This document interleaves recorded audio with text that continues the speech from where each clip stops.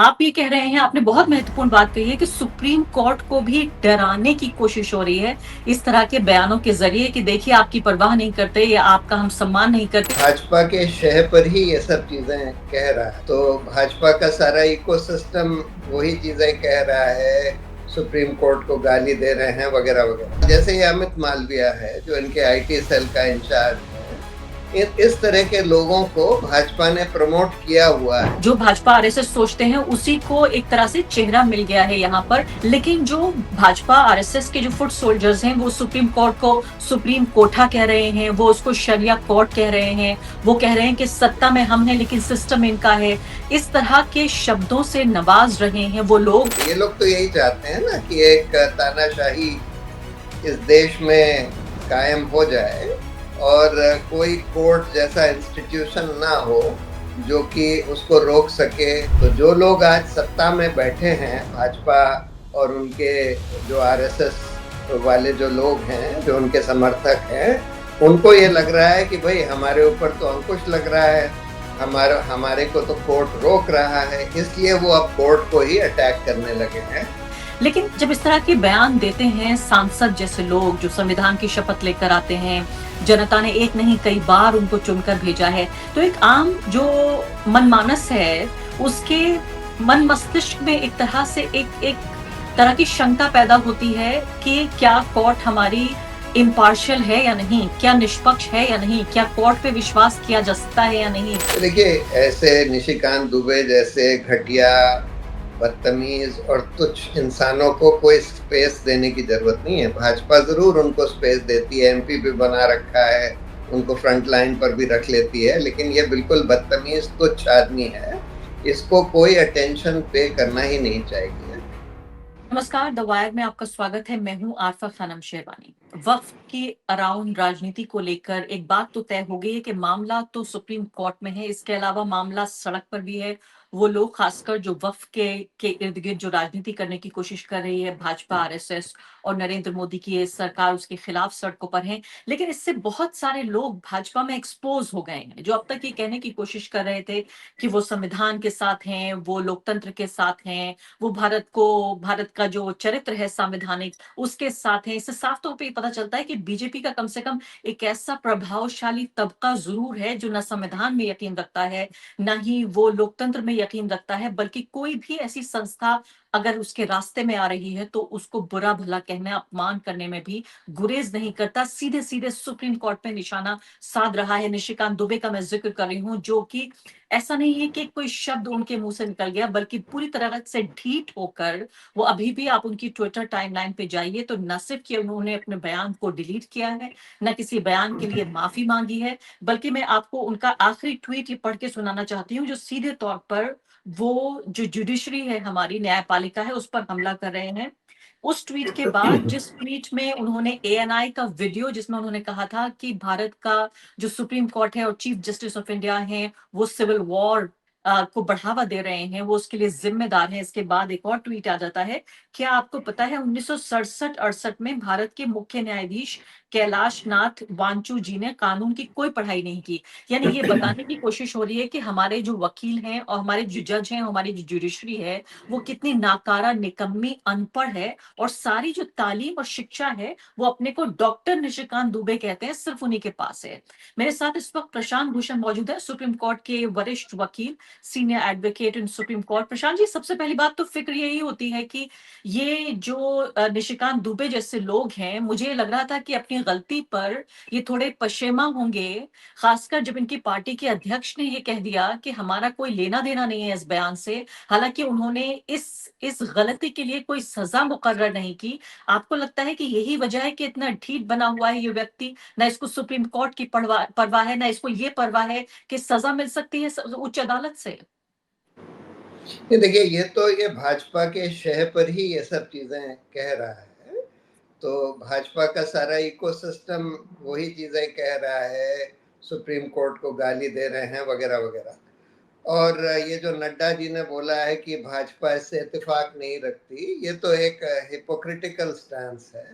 अगर सचमुच इत्तेफाक नहीं रखती थी तो उनको कुछ एक्शन लेना चाहिए था निशिकांत दुबे के ऊपर। इसी को संसद में ऊल जलूल बयान करने के लिए आगे कर देती है भाजपा, ये बिल्कुल बेहुदा बदतमीज इंसान है, जिसका इस्तेमाल, जैसे ये अमित मालविया है जो इनके आईटी सेल का इंचार्ज है, इस तरह के लोगों को भाजपा ने प्रमोट किया हुआ है। और जब उनको लगता है कि भाई कोई उनका बयान या कोई उनकी चीज कोर्ट को अच्छी नहीं लगेगी या किसी पावरफुल इंस्टीट्यूशन को अच्छी नहीं लगेगी, तब वो हिपोक्रिटिकली उससे बैक ट्रैक करते हैं ऑफिशियली। लेकिन उनकी असली मंशा वही है जो निशिकांत दुबे जैसे बदतमीज लोग कहते हैं।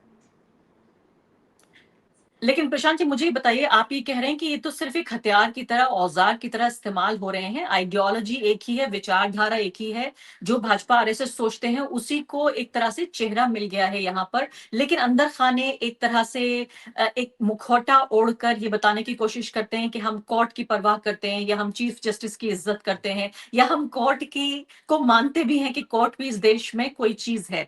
मैं सोशल मीडिया पे इस वक्त ये देख रही हूँ कि निशिकांत दुबे ने तो ये कह दिया है, लेकिन जो भाजपा आरएसएस के जो फुट सोल्जर्स हैं, वो सुप्रीम कोर्ट को सुप्रीम कोठा कह रहे हैं, वो उसको शरिया कोर्ट कह रहे हैं, वो कह रहे हैं कि सत्ता में हम हैं लेकिन सिस्टम इनका है।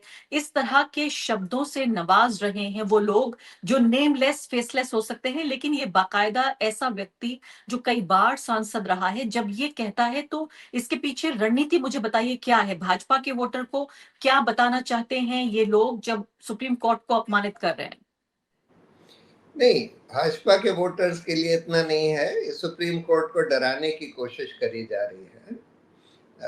ये लोग ये कोशिश कर रहे हैं कि इस तरह के बयानबाजी से, इस तरह के हमले से सुप्रीम कोर्ट डर जाए और सरकार को और इस तरह के लेजिस्लेशन को क्वेश्चन ना करे। जैसे वक्फ एक्ट जो आया है या कोई भी सरकार का एक्शन है उसको क्वेश्चन ना करे। ये लोग तो यही चाहते हैं ना कि एक तानाशाही इस देश में कायम हो जाए और कोई कोर्ट जैसा इंस्टीट्यूशन ना हो जो कि उसको रोक सके, इस तानाशाही को रोक सके। लेकिन लेकिन ये लोग इसको नजरअंदाज करते हैं। ये धनखड़ जी का भी जो बयान आया है, वो कहते हैं कि भाई ये डेमोक्रेटिकली इलेक्टेड गवर्नमेंट को कोर्ट कैसे कह सकता है कि भाई आप गवर्नर को कैसे आदेश कोर्ट दे सकता है, ये तो डेमोक्रेसी है। मतलब धनखड़ जी को शायद संविधान का या तो समझ नहीं है, समझ तो होगी लेकिन जानबूझकर इस तरह के बयान देते हैं, क्योंकि संविधान में साफ साफ संविधान बनाने का मकसद ही ये था कि भाई हम लोग एक रिपब्लिक बना रहे हैं जिसमें कि डेमोक्रेटिकली इलेक्टेड गवर्नमेंट को सब अथॉरिटी नहीं होगी कि जो चाहे वो कर ले। मेजोरिटेरियनिज्म इस देश में नहीं चलेगा। इसीलिए बहुत सारे फंडामेंटल राइट्स कॉन्स्टिट्यूशन में बनाए गए कि इसके ऊपर आप हमला नहीं कर सकते, आप माइनॉरिटी राइट्स के ऊपर हमला नहीं कर सकते। माइनॉरिटीज को भी वही प्रोटेक्शन हासिल है जो औरों को है, जो मेजॉरिटी को है। और संविधान में सुप्रीम कोर्ट और हाई कोर्ट्स को इसका एक गार्जियन बनाया गया कि भाई संविधान की रक्षा आपको करनी है, आपको फंडामेंटल राइट्स को प्रोटेक्ट करना है, आपको ये इंश्योर करना है कि सारे इंस्टीट्यूशंस अपने अपने दायरे में रहें। तो इसलिए सुप्रीम कोर्ट को हस्तक्षेप करना पड़ता है जब सरकार या संसद भी कोई ऐसा कानून पास कर रही है जो लोगों के फंडामेंटल राइट्स के खिलाफ है या संविधान के किसी प्रावधान के खिलाफ है, तो उसको क्वॉश करना पड़ता है। अगर गवर्नर जो कि एक एग्जीक्यूटिव है, वो अगर अपनी अथॉरिटी के खिलाफ या अपनी अथॉरिटी से आगे जाकर कुछ कर रहा है तो उसको रोकना पड़ता है, जैसे इन्होंने किया तमिलनाडु गवर्नर वाले केस में। तो ये बात तो सब लोग जिनको भी कानून की जरा भी समझ है या संविधान की जरा भी समझ है, ये सब लोग समझते हैं। लेकिन फिर भी इस तरह की बयानबाजी वाइस प्रेसिडेंट वगैरह की तरफ से आती है, जैसे कि भाई सुप्रीम कोर्ट का इसमें यानी कोई यानी रोल आप नहीं। ये कह रहे हैं कि ऐसा नहीं है कि सुप्रीम कोर्ट ने सरकार के या एग्जीक्यूटिव के किसी काम में अतिक्रमण करने की कोशिश की हो, किसी तरह का ओवर रीच हो, लेकिन आप ये कह रहे हैं, आपने बहुत महत्वपूर्ण बात कही है कि सुप्रीम कोर्ट को भी डराने की कोशिश हो रही है इस तरह के बयानों के जरिए कि देखिए आपकी परवाह नहीं करते या आपका हम सम्मान नहीं करते। लेकिन आरोप तो यहाँ उल्टा लग रहा है। आरोप तो ये लग रहा है कि पश्चिम बंगाल जैसे राज्यों में जो विरोध प्रदर्शन कर रही हैं मुस्लिम संस्थाएं, वो बाकायदा भाजपा का ये कहना है कि सुप्रीम कोर्ट के ऊपर दबाव बनाने की कोशिश हो रही है, क्योंकि उसमें हिंसा भी हुई है, लोग भी मारे गए हैं। और ऐसा लगता है कि ये दलील एक तरह से वाजिब भी लगती है कि सड़क पर आकर शक्ति प्रदर्शन करने की कोशिश कर रहा है मुसलमान, कि सुप्रीम कोर्ट उसके पक्ष में फैसला दे। नहीं, देखिए, ये तो सब जगह होता है कि लोग जो है पब्लिक ओपिनियन बनाते हैं किसी भी मुद्दे पर, और पब्लिक ओपिनियन को बनाना उनका उनका राइट है, एक संवैधानिक राइट है, फंडामेंटल राइट है कि भाई आप अपनी बात कह सकते हैं, जो आप बिलीव करते हैं वो कह सकते हैं। लेकिन आप ये नहीं कह सकते कि सुप्रीम कोर्ट को या कोर्ट्स को कोई अथॉरिटी नहीं है किसी कानून को रद्द करने की, या किसी गवर्नर को कोई आदेश देने की ऐसी कोई अथॉरिटी सुप्रीम कोर्ट या हाई कोर्ट में नहीं है, जुडिशरी में नहीं है। ये तो बिल्कुल गलत बयानबाजी होगी। आप अपनी पब्लिक ओपिनियन को बनाने के लिए जो करना चाहें कर सकते हैं। ऑफ कोर्स जुडिशरी की ड्यूटी ये है कि भाई पब्लिक ओपिनियन से इन्फ्लुएंस ना हो, और अपना जो दायित्व है जो उनको दिया गया है संविधान के द्वारा कि भाई आप लोगों के मौलिक अधिकारों की रक्षा करेंगे, संविधान की रक्षा करेंगे। जब जब एग्जीक्यूटिव या इवन लेजिस्लेचर संविधान के दायरे से बाहर काम करेगा तो उनको रोकेंगे।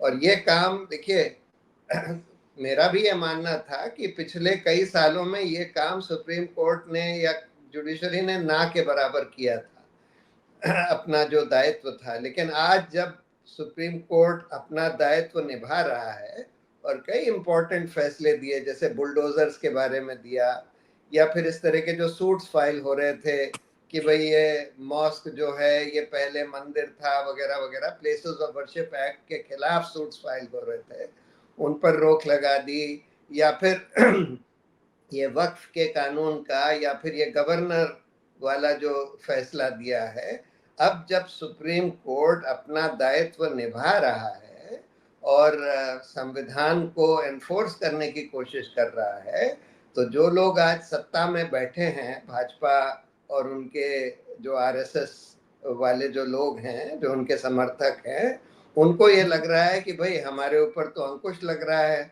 हमारे को तो कोर्ट रोक रहा है, इसलिए वो अब कोर्ट को ही अटैक करने लगे हैं और कह यानी रहे हैं कि भाई कोर्ट का कोई राइट ही नहीं है ये सब करने का।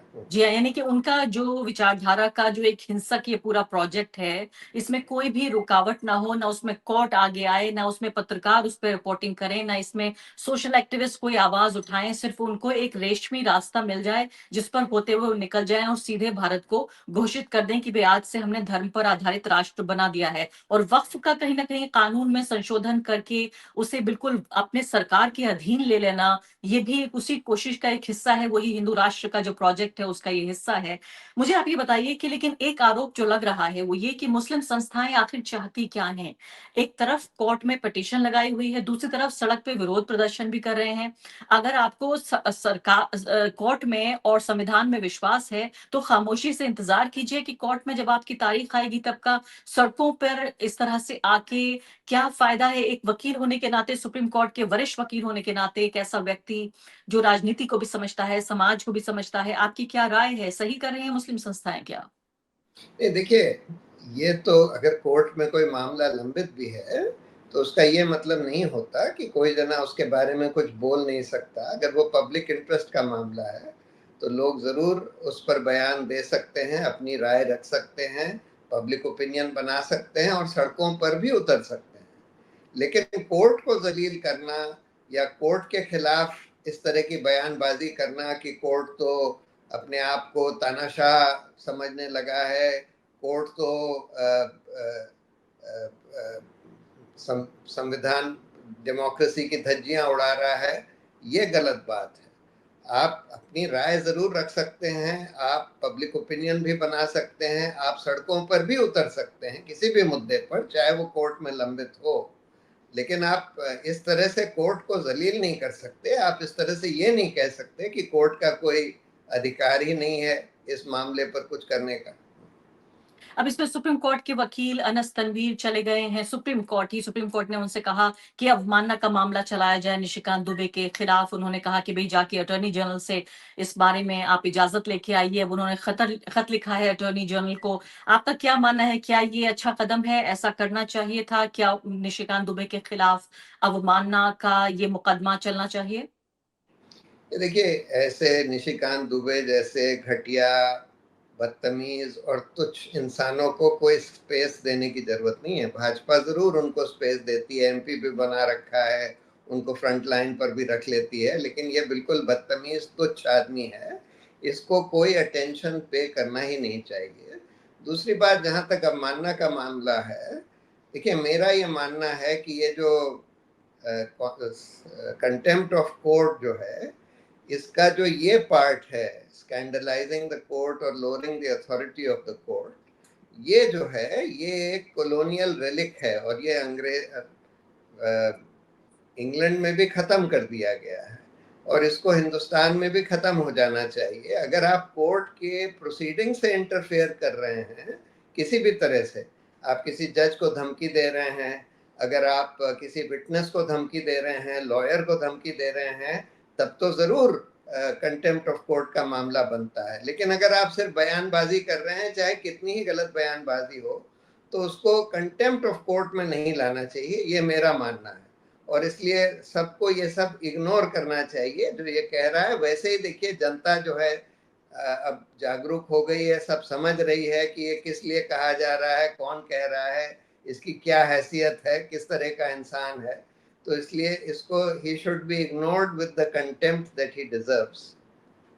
प्रशांत जी, लेकिन एक इसमें सवाल यहाँ पे पैदा होता है। आपकी बात से मैं काफी हद तक सहमत हो रही हूँ। हालांकि अभी तक मुझे लग रहा था कि कंटेम्प्ट होना चाहिए, इस आदमी को सजा मिलनी चाहिए जो कोर्ट के साथ इस तरह से जलील करने की कोशिश कर रहा है कोर्ट को। लेकिन एक जो पहलू मुझे आप इसमें समझाएं वो ये कि मान लेते हैं निशिकांत जैसे लोग जब इस तरह के बयान देते हैं तो ये कोई बहुत मासूम बयान नहीं है। ये कोई ऐसा नहीं है कि उन्हें अचानक गुस्सा आ गया, उन्होंने कुछ कह दिया। वो बाकायदा, आपने खुद कहा कि ये सोची समझी एक कोशिश है कोर्ट को उसकी जगह दिखाने की कि हमारे रास्ते से आप हट जाइए। लेकिन जब इस तरह के बयान देते हैं सांसद जैसे लोग जो संविधान की शपथ लेकर आते हैं, जनता ने एक नहीं कई बार उनको चुनकर भेजा है, तो एक आम जो मनमानस है उसके मन मस्तिष्क में एक तरह से एक एक तरह की शंका पैदा होती है कि क्या कोर्ट हमारी इम्पार्शियल है या नहीं, क्या निष्पक्ष है या नहीं, क्या कोर्ट पे विश्वास किया जा सकता है या नहीं। और इस तरह के जब बयान दिए जाते हैं कोर्ट को एक तरह से उसका कद घटाने की एक कोशिश के तौर पर, तो आम जनमानस के मन में कोर्ट के प्रति सम्मान और जो विश्वास है वो क्या कम नहीं होगा? देखिए, कोर्ट के प्रति सम्मान और विश्वास तो कोर्ट के एक्शन से जनता तय करती है। कोई क्या बोलता है उसके बारे में, कोई बेवकूफ तुच्छ आदमी, बदतमीज आदमी गाली गलौज करता है अगर कोर्ट को, तो जनता उस पर ध्यान ज्यादा नहीं देती। वो ये देखती है कि कोर्ट कर क्या रहा है। अगर उसको लगता है कि जो कोर्ट कर रहा है वो सही बात कर रहा है, तो जनता कोर्ट को अपलॉड करती है, कोर्ट के लिए रिस्पेक्ट बढ़ता है। किसी के उल जलूल बयानबाजी से नहीं इतना फर्क पड़ता, कोई खास फर्क नहीं पड़ता। और इसीलिए ये जो पार्ट कंटेम्प्ट ऑफ कोर्ट का था, स्कैंडलाइजिंग द कोर्ट और lowering the authority of the court, जो इंग्लैंड से हमने इनहेरिट किया था, ये इंग्लैंड में ही खत्म कर दिया गया है। और अमेरिका में तो कभी ये था ही नहीं। अमेरिका में तो सिर्फ कंटेम्प्ट तब होता है if what you are doing presents a clear and present danger to the administration of justice. वो पार्ट तो अभी भी कंटेम्प्ट हिंदुस्तान में है अलग से, interfering with the administration of justice अलग से कंटेम्प्ट है, और scandalising and lowering the authority of the court अलग है। और हमारा ये मानना है कि scandalising and lowering the authority of the court, ये जो है ये पार्ट काउंटर प्रोडक्टिव है। अगर कोर्ट इसका इस्तेमाल करके लोगों का मुंह बंद करने की कोशिश करता है तो उसका उल्टा इफेक्ट होता है। इसीलिए कोर्ट को भी और हम लोगों को सबको इसको इग्नोर करना चाहिए। मैं जल्दी से इस आपसे तरह एक सवाल पूछ लेती हूँ और उसके बाद वक्फ के बारे में सवाल जरूर पूछूंगी। वो ये कि जब इस मामले की रिपोर्टिंग हो रही है और जो 5 सबसे बड़े केसेस अवमानना के देखे जा रहे हैं उनमें आपका भी नाम आ रहा है, आप इस बात से कैसी प्रतिक्रिया जाहिर कर रहे हैं? ये देखिए, हम लोगों ने तो एन राम, अरुण शौरी, मैंने और वो आउटलुक के जो पहले एडिटर थे, हम 4 जनों ने एक पिटिशन फाइल करी हुई है कि ये scandalising the court and lowering the authority of the court जो कंटेम्प्ट ऑफ कोर्ट एक्ट में है, इसको अनकॉन्स्टिट्यूशनल डिक्लेयर कर देना चाहिए। तो क्योंकि ये है भी गलत, फ्रीडम ऑफ स्पीच के खिलाफ भी है और वैसे भी काउंटर प्रोडक्टिव है। इसका इस्तेमाल से कोई कोर्ट के लिए रिस्पेक्ट नहीं बढ़ती है, बल्कि उल्टा होता है। अगर आप इसका इस्तेमाल करते हैं लोगों का मुंह बंद करने के लिए, अगर कोई एडमिनिस्ट्रेशन ऑफ जस्टिस से इंटरफियर कर रहा है, डायरेक्ट इंटरफियरेंस है, जिसको अमेरिका में क्लियर एंड प्रेजेंट डेंजर कहते हैं, तब तो जरूर कंटेम्प्ट का मामला चलना चाहिए। लेकिन किसी के ऐसे बयानबाजी से, चाहे वो गाली गलौज भी कर रहा हो, उसको कंटेम्प्ट नहीं मानना चाहिए। आप उसमें अगर डेफेमेशन बनता है तो आप डेफेमेशन कर सकते हैं, सिविल एंड क्रिमिनल डेफेमेशन, लेकिन कंटेम्प्ट उसको नहीं मानना प्रशांत जी, चाहिए। अब यहाँ सुप्रीम कोर्ट का जो पूरा इसमें पक्ष है, अब देखिए कि मई में सुनवाई होनी है दोबारा इस केस की। अभी इंतजार है कि सरकार क्या जवाब फाइल करेगी, फिर जो वक्फ बोर्ड है उसकी तरफ से क्या जवाब आएगा। अभी इस पूरे मुकदमे को आप कहाँ देख रहे हैं? नहीं, देखिए, अभी तो कोर्ट ने बड़ा अच्छा स्टैंड लिया है। उन्होंने बोला है कि कुछ चीज़ों में ये प्रिमा फेसाई उनका व्यू ये है कि भाई ये प्रोविजन जो है वक्फ एक्ट के, ये संविधान के खिलाफ हैं और इसलिए इस पर रोक लगनी चाहिए। जो उनको क्लियरली दिख रहा है कि भाई ये संविधान के खिलाफ भी हैं और डेंजरस भी हैं। अगर आप ये अथॉरिटी दे देते हैं कि वक्फ बाय यूज़र, जो पुराने वक्फ बने हुए हैं, मॉस्क्स वगैरह के जो वक्फ बने हुए हैं कई सौ साल पुराने, जिनका कोई रजिस्ट्रेशन नहीं हुआ था लेकिन चल रहे हैं, उनको अगर आप कह देंगे कि नहीं, उनको वक्फ नहीं माना जाएगा और वो प्रॉपर्टी जो है सरकार ले लेगी, तब तो बहुत डेंजरस सिचुएशन हो जाती है। क्योंकि बहुत सारे पुराने मॉस्क्स वगैरह हैं जो वक्फ बाय यूज़र हैं, जिनका रजिस्ट्रेशन नहीं है या उसका कोई आज प्रमाण नहीं मिलेगा कि उसका रजिस्ट्रेशन हुआ है। दूसरी तरफ अगर डिस्ट्रिक्ट मैजिस्ट्रेट अगर कोई इंक्वायरी कर रहा है तो तब उसका पोजेशन सरकार ले सकती है, ये भी बिल्कुल गलत है। तीसरा जो ये कह रहे हैं कि भाई नॉन मुस्लिम्स को वक्फ का मेंबर सरकार नॉमिनेट कर सकती है वक्फ के बोर्ड में नॉन मुस्लिम्स को, ये भी प्राइमा फेसाई कोर्ट को बिल्कुल गलत लग रहा है। और इसलिए वो कह रहे हैं कि हम इस पर अभी जब तक फाइनल सुनवाई होती है तब तक के लिए रोक लगाना चाहते हैं। और बिल्कुल सही टिप्पणी है कोर्ट की। दो उसकी अब फाइनल हियरिंग अब होगी, 1 हफ्ते का टाइम दिया था सरकार को जवाब देने के लिए, और उसके बाद फिर वो इस पर फाइनली तय करें। फाइनली मतलब कि इंटरिम ऑर्डर तय करेंगे before they hear the constitutional validity. बिल्कुल, फिर वापस आपकी तरफ मैं आऊंगी जब एक बार कोर्ट इस मामले को सुनना दोबारा शुरू करेगा। बहुत बहुत शुक्रिया आपका इस चर्चा में भाग लेने के लिए, खासकर आपकी इस बात से मैं काफी अचंभे में हूं कि निशिकांत दुबे को इस्तेमाल करके एक तरह से क्या सरकार ही डराने की कोशिश कर रही है कोर्ट को? क्या इसको इस तरह से भी देखा जाए, ये भी समझा जाना चाहिए। बहुत बहुत शुक्रिया आपका समय देने के लिए। द वायर के और वीडियोस देखने के लिए सब्सक्राइब करें और बेल आइकन पर क्लिक करें। स्वतंत्र पत्रकारिता की आर्थिक मदद करने के लिए डिस्क्रिप्शन में दिए गए लिंक पर जाएं और अपनी राशि चुनें।